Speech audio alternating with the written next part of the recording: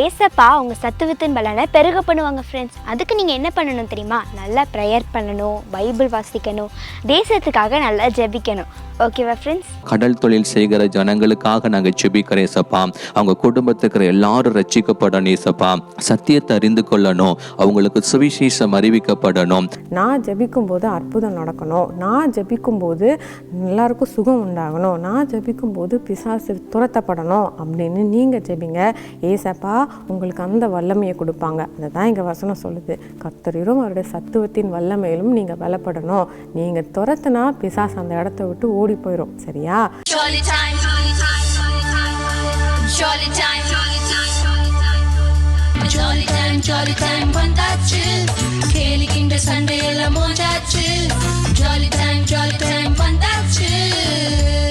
Hello friends, praise the Lord. உங்கள் எல்லாரையும் இந்த ஜாலி டைம் ப்ரோக்ராமில் மீட் பண்ணுறதுல எனக்கு ரொம்ப சந்தோஷம்.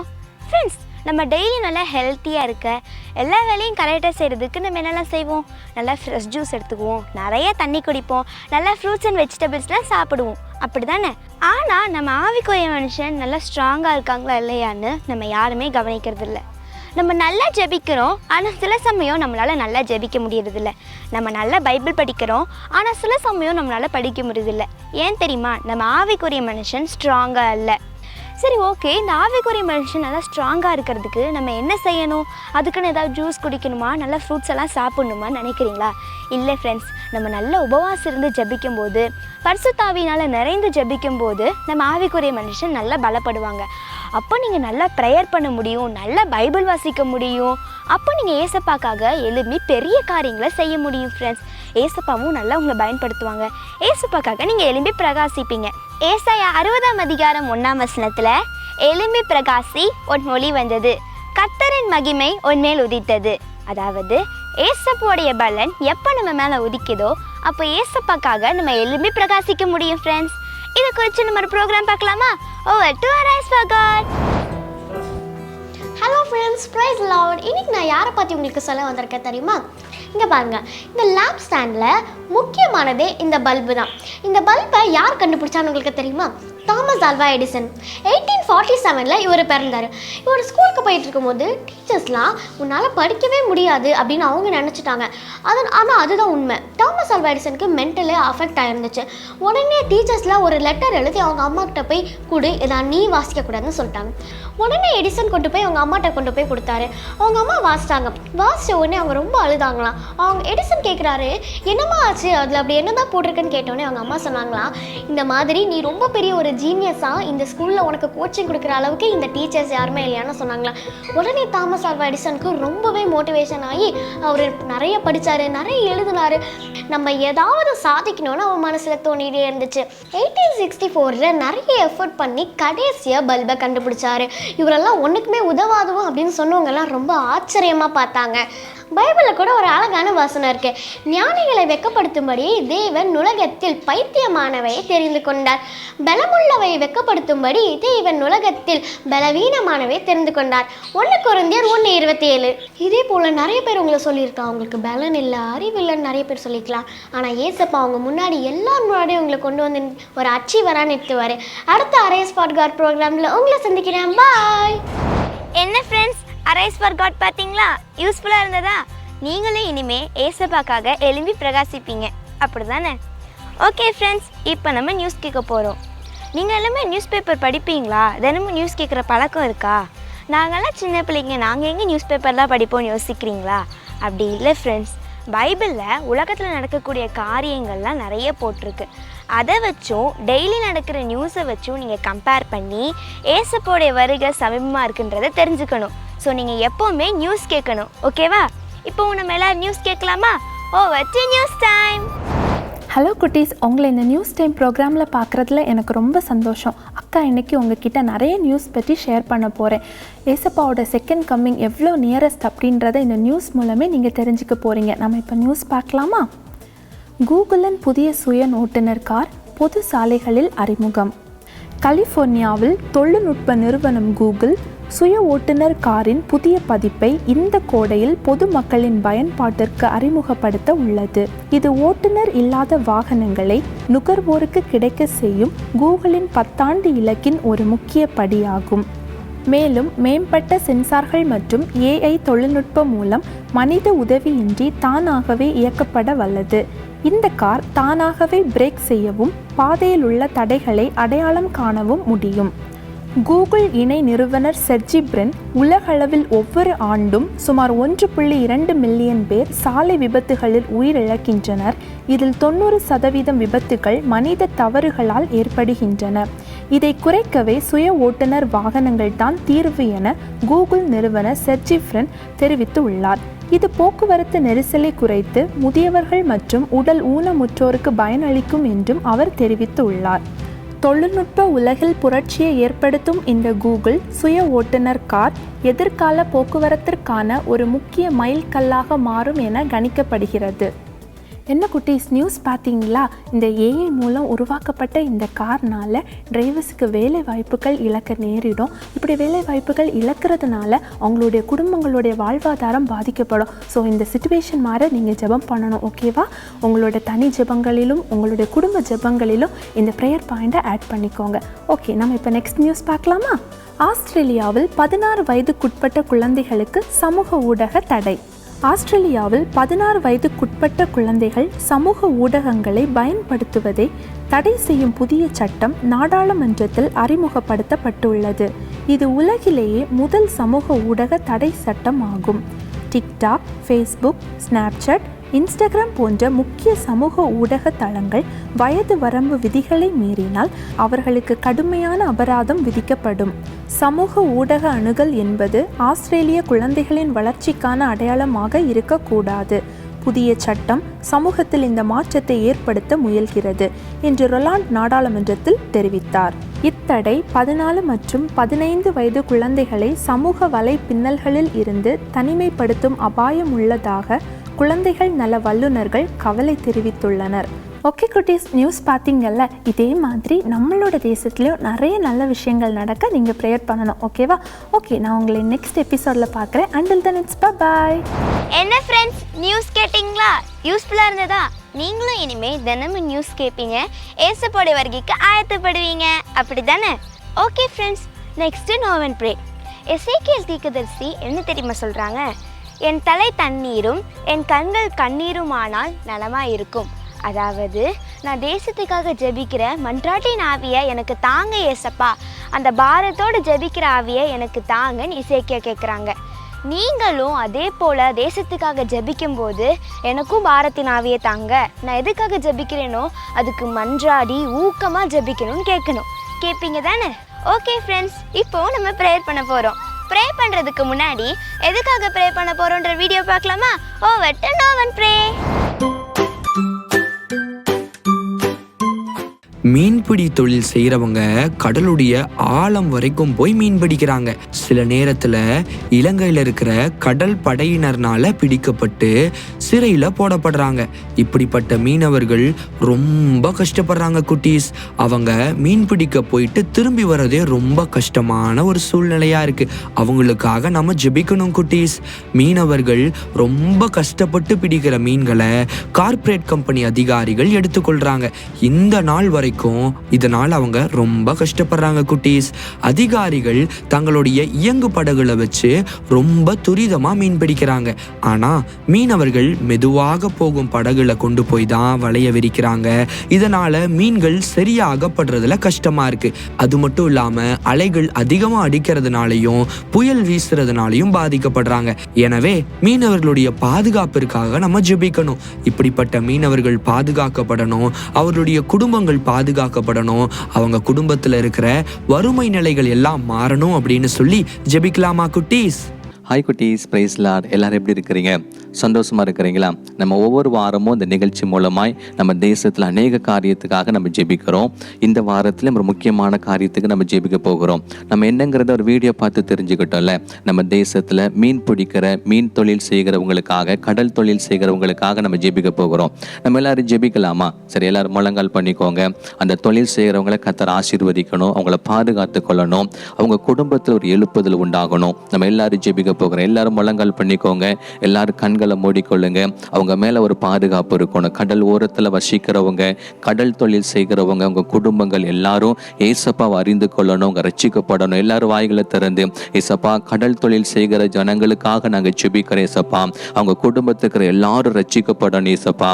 சத்தியத்தை அறிந்து கொள்ளணும், அவங்களுக்கு சுவிசேஷம் அறிவிக்கப்படணும். நீங்க தான் மெய்யான கடவுள் என்பதை அறிந்து கொள்ளணும் ஏசப்பா. ஆண்டவரே, அன்றைக்கு ஆண்டவரே உம்முடைய சீசர்கள் மீன் பிடிக்கிறவர்களை நீங்க தெரிந்து கொண்டீங்களா ஆண்டவரே?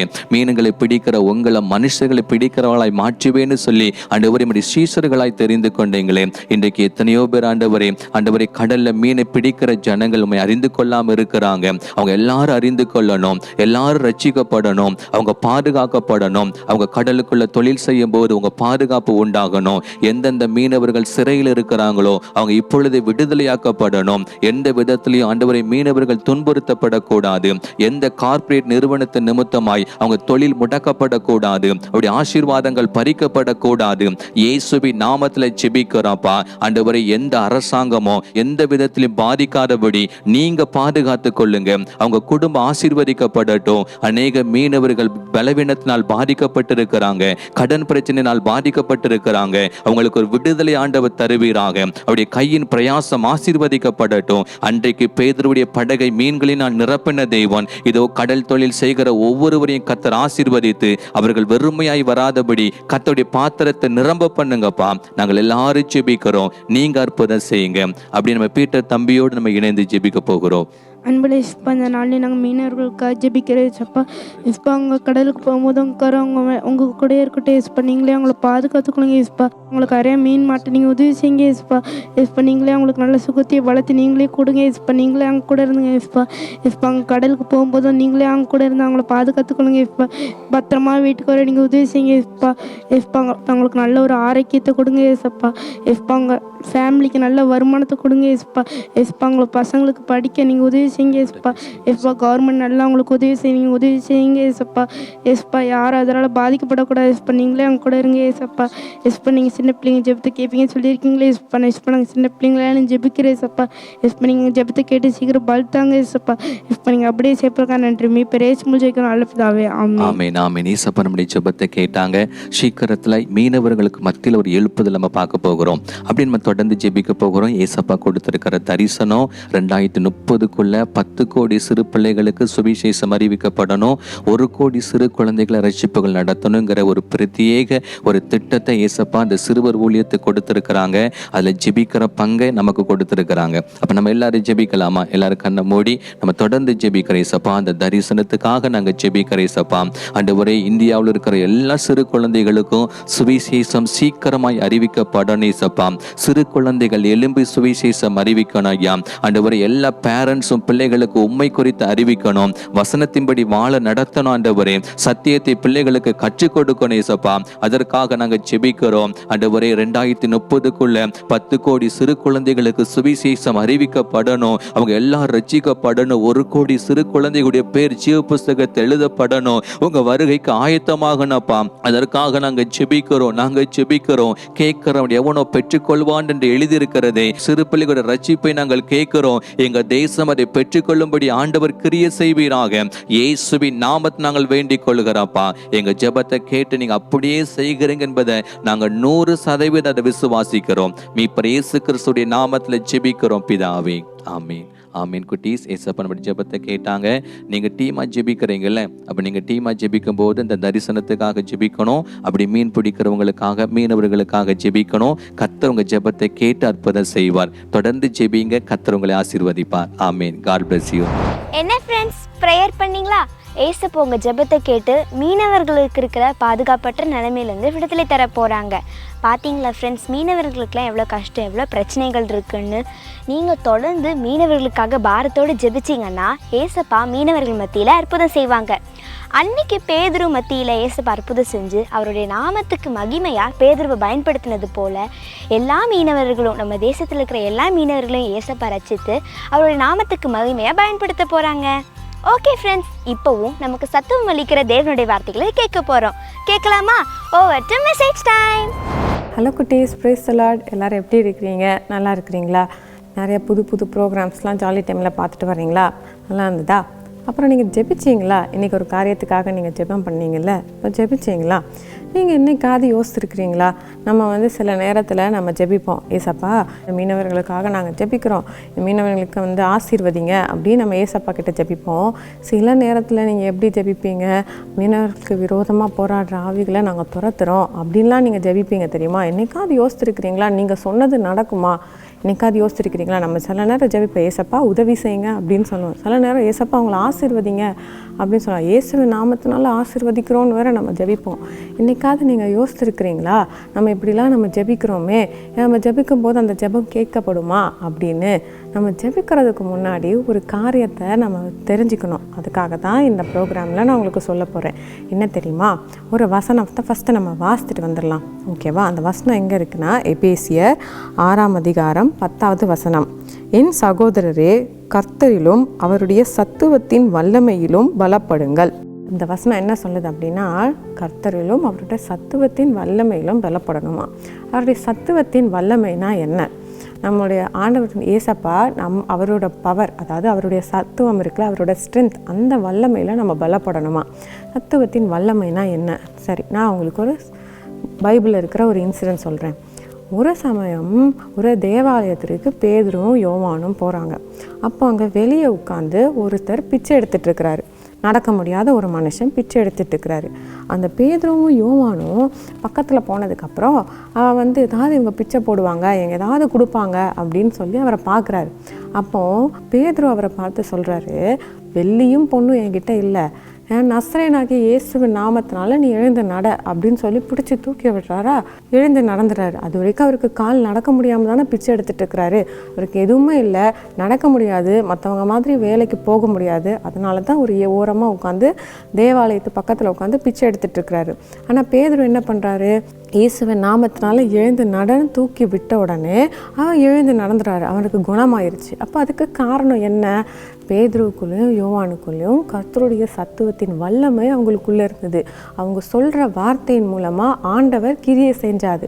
அதுக்கு என்ன அர்த்தம்? முதலாவதாக ஏசப்பா அவங்க கூட இருக்கணும், என் கூட இருங்க அப்படின்னு அவங்க ஜெபிச்சு அவங்க ஆண்டவர் பரிசுத்த ஆவியானவரோட துணையை பெற்றுக்கொண்டாங்க. பரிசுத்த ஆவியானவர்னா யார்?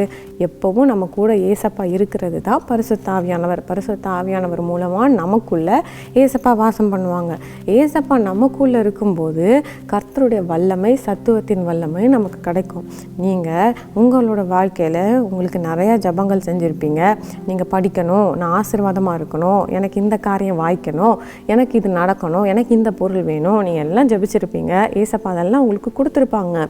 ஆனால் நீங்கள் என்னைக்காவது ஆவிக்குரிய காரியத்துக்காக நீங்கள் ஜபிச்சிருக்கிறீங்களா? ஏசப்பா உங்கள் ஊழியம் செய்யணும், எனக்கு உம்முடைய சத்துவத்தை கொடுங்க, எனக்கு அந்த வல்லமையை கொடுங்க அப்படின்னு நீங்கள் ஜபிச்சிருக்கிறீங்களா? இனிமேல் நீங்கள் ஜபிங்க. நான் ஜபிக்கிறேன் ஏசப்பா, நான் ஜெபிக்கும்போது அந்த காரியம் வாய்க்கணும், நான் மற்றவங்களுக்காக ஜெபிக்கும்போது அந்த இடத்துல ஒரு அற்புதம் நடக்கணும், நான் ஜெபிக்கும்போது ஏசப்பா நீங்கள் என் ஜெபத்தை கேட்டு அங்கே பதில் தரணும், நான் அதன் மூலமாக நான் மற்றவங்களுக்கு உங்களை பற்றி சுவிசேஷம் சொல்லுவேன் அப்படின்னு நீங்கள் பரிசுத்த ஆவியான ஒரு துணையோடு நீங்கள் கேட்டு ஜெபிச்சிங்கன்னா ஏசப்பா உங்களுக்கு உதவி செய்வாங்க. உங்கள் கூட இருந்து ஏசப்பா உதவி செய்வாங்க. சரியா? அதனால் நீங்கள் ஜெபிக்கும்போது ஏசப்பா நீங்கள் எனக்கு அந்த வல்லமையை கொடுங்க, நான் ஜெபிக்கும்போது அற்புதம் நடக்கணும், நான் ஜெபிக்கும்போது எல்லாருக்கும் சுகம் உண்டாகணும், நான் ஜெபிக்கும்போது பிசாசு துரத்தப்படணும் அப்படின்னு நீங்கள் ஜெபிங்க. ஏசப்பா உங்களுக்கு அந்த வல்லமையை கொடுப்பாங்க. அதை தான் இங்கே வசனம் சொல்லுது. கர்த்தரிலும் அவருடைய சத்துவத்தின் வல்லமையிலும் நீங்கள் பலப்படணும். நீங்கள் துரத்துனா பிசாசு அந்த இடத்த விட்டு ஓடி போயிடும். சரியா? நம்ம இப்போ கொஞ்சம் நேரம் ஜெபிக்கலாமா? ஏசப்பா கிட்ட நம்ம ஜெபிக்கலாமா? ஏசப்பா உங்களுக்கு நிறைய காரியங்களை உதவி செஞ்சுருக்குறாங்க. இவ்வளோ நாள் நீங்கள் ஜெபிச்ச ஜெபத்துக்கெல்லாம் ஏசப்பா பதில் சொல்லியிருக்கிறாங்க. இந்த ஏசப்பாவுக்காக அவங்களுக்காக நம்ம எடுத்து வைக்கிற காரியத்தை கூட நம்ம இப்போ வாய்க்க பண்ணுங்க அப்படின்னு நம்ம ஜெபிக்கலாமா? நீங்கள் எல்லாரும் கண்ணை மூடுங்க.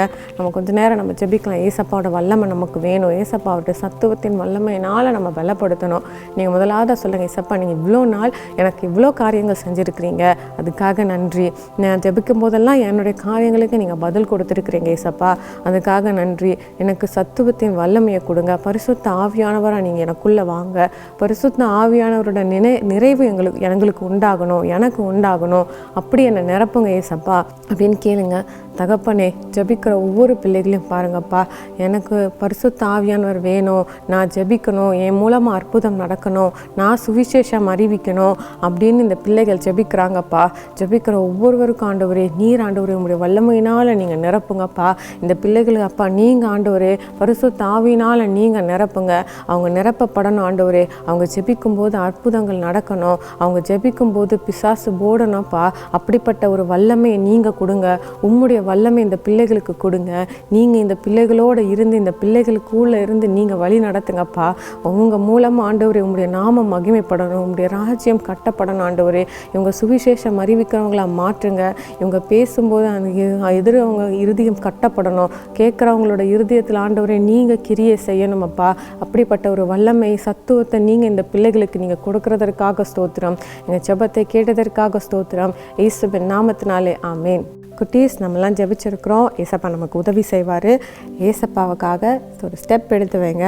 ஏசப்பா உங்கள் கூட இருந்து உதவி செய்வாங்க. சரியா? பாய். என்ன ஃப்ரெண்ட்ஸ், மெசேஜ் கேட்டிங்களா? ஏசப்பா உங்கள் சத்துவத்தின் பலனை பெருக பண்ணுவாங்க ஃப்ரெண்ட்ஸ். அதுக்கு நீங்கள் என்ன பண்ணணும் தெரியுமா? நல்லா ப்ரேயர் பண்ணணும், பைபிள் வாசிக்கணும், தேசத்துக்காக நல்லா ஜெபிக்கணும். ஓகேவா ஃப்ரெண்ட்ஸ்? சின்ன பையனாக இருந்த ஈவான் ராபர்ட்ஸை ஏசப்பா ஜெபிக்க வச்சாங்க. அவங்க நல்லா ஜெபிச்சாங்க. தங்க தேசத்தில் எழுப்புதல் உண்டாகணும்னு அவங்க நல்லா ப்ரேயர் பண்ணதுனால ஏசப்பா அவங்க ஜெபத்தை கேட்டு அந்த தேசத்துலேயே ஒரு எழுப்புதலை கொண்டு வந்தாங்க. நீங்களும் சின்ன பிள்ளையாக இருக்குன்னு நினைக்காதீங்க. நீங்கள் ஜெபிச்சிங்கன்னா ஏசப்பா கட்டாயம் உங்கள் ஜெபத்தை கேட்டு நம்ம இந்தியா தேசத்தில் உங்களால் எழுப்புதலுக்குன்னே போடுவாங்க ஃப்ரெண்ட்ஸ். ஓகே ஃப்ரெண்ட்ஸ், ஏசப்பா அவங்க சத்துவத்தின் மேலே பெருக பண்ணுவாங்க. இப்போவும் நம்ம ப்ரோக்ராமோட எண்டுக்கு வந்துட்டோம். நெக்ஸ்ட் ஆல் டைம் ப்ரோக்ராமில் உங்களை நான் மீட் பண்ணுறேன். Until then, have a great day. Bye-bye. Jolly Time Jesus Redeems Ministries, Nalumavidi, Thuthukudi District, 628211. For 24 hours prayer support, 04639353535. God bless you.